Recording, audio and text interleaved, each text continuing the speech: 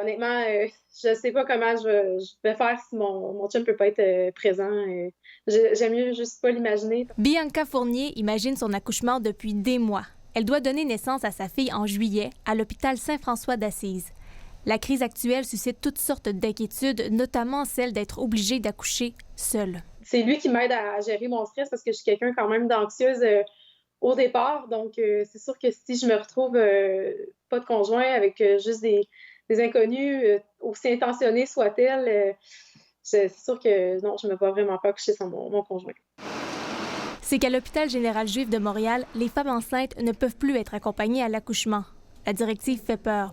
Sur le web, plus de 200 000 personnes ont signé des pétitions pour que les futures mères ne soient pas seules pour ce moment marquant de leur vie. C'est sûr que c'est stressant. Je vous cacherai pas que j'ai fait une demande pour accoucher, en maison de naissance. Et Bianca n'est pas la seule à considérer d'autres options.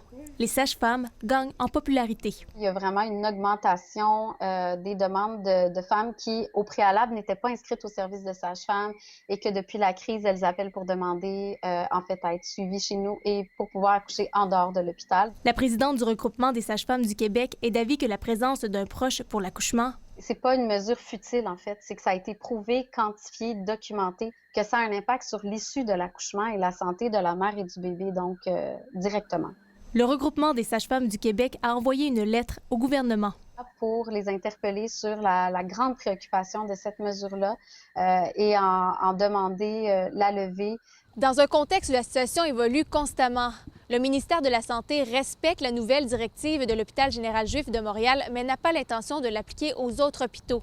Pour l'instant, Bianca pourra accueillir sa jeune Alizée avec son conjoint en juillet.